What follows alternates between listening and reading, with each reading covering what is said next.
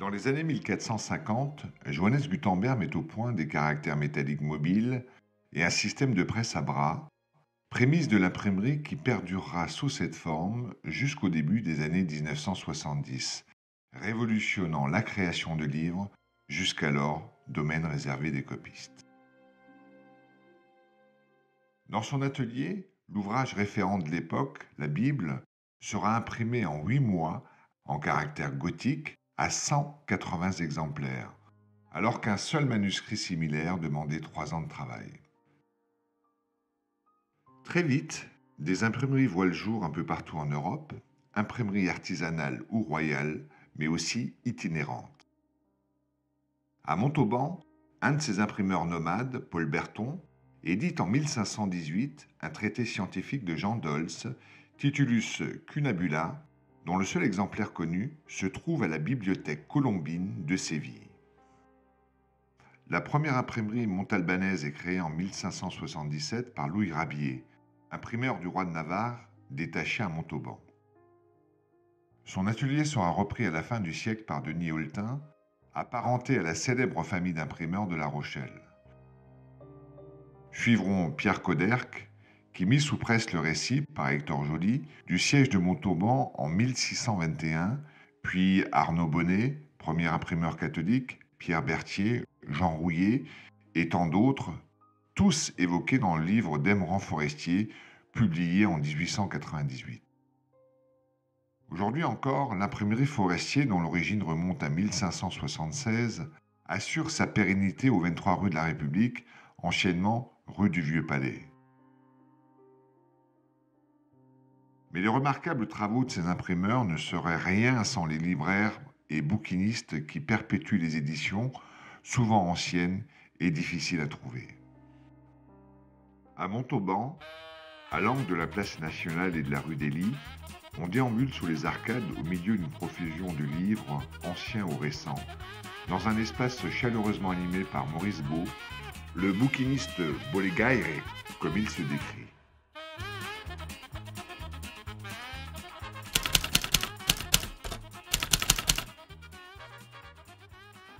Alors, bouquiniste Bolegaire, bouquiniste, tout le monde sait ce qu'il en est. Et Bolegaire, tout simplement, des amis avaient observé que je n'arrêtais pas de remuer, d'agiter, que ce soit des volumes, des tomes de livres, des tonnes de livres même, ou même une certaine activité culturelle. Donc je suis le Bolegaire, c'est en quelque sorte c'est l'agitateur. Voilà, donc l'agitateur culturel. Donc le métier de bouquiniste, moi j'y suis venu dans une deuxième partie de vie, et c'était en fait un rêve d'enfant. Et à partir d'un certain âge, il faut se donner le temps de réaliser ses rêves d'enfant. Donc voici maintenant 20 ans que je suis installé comme bouquiniste à l'angle de la place nationale, et précédemment j'ai racheté cette librairie à un vieux républicain espagnol, M. Garcia, qui tenait ça depuis plusieurs décennies en soi. Avant tout ça, sur la place nationale, il y a toujours eu une présence du livre depuis le XVIIe siècle. Et je suis le dernier maillon de cette longue chaîne d'imprimeurs, libraires, éditeurs, libraires-éditeurs. Il y a eu des cabinets de lecture, des libraires d'anciennes, des libraires classiques, dont je suis ici le dernier représentant. Les livres qui sont ici ont une singularité, une particularité. Quand vous rentrez dans une librairie classique, 70-80% des livres qui vous entourent, eh bien, dans 3 mois, dans 1 an, seront repartis au pilon, c'est-à-dire auront été recyclés, n'auront pas trouvé acquéreur. Par contre, les livres que vous voyez ici, eh bien, leur point commun, c'est qu'à un moment ou à un autre, il y a 1 mois ou il y a 100 ans, ils ont déjà été désirés, ils ont déjà été acquis par un lecteur pour lui-même ou pour éventuellement offrir, pour se documenter, pour prendre du plaisir. Tous les livres que vous voyez ici, à un moment ou à un autre, se sont retrouvés être l'objet d'un désir. Ici, on peut trouver des livres de poche à 1 € à 3,50 et puis on peut trouver aussi des livres beaucoup plus rares, plus anciens, beaucoup plus anciens, vous voyez.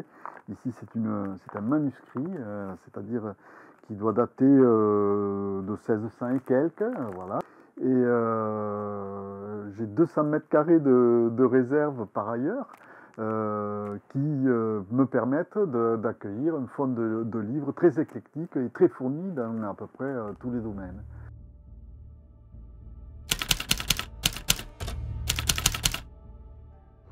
Pourquoi la blouse bleue? Eh bien, ça pourrait être aussi un souvenir, une fidélité à une jeunesse pensionnaire au lycée Michelet de Montauban, mais c'est surtout parce que ce métier est un métier de manutention, est un métier manuel, avant d'être un métier intellectuel.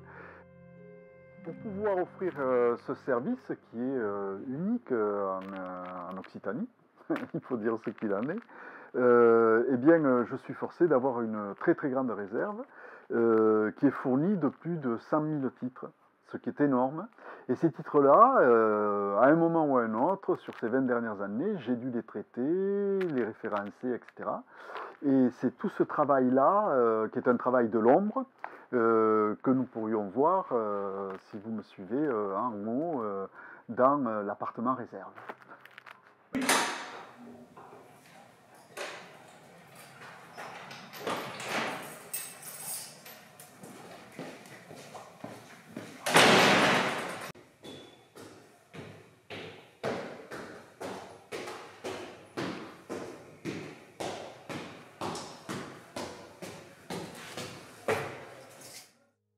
Ici, vous êtes dans le sein des scènes de la librairie, à savoir c'est la réserve où je mets ces livres qui sont pour autant intéressants, précieux. C'est le lieu où quotidiennement je fais mes recherches autour de ces livres pour en connaître l'histoire, la provenance.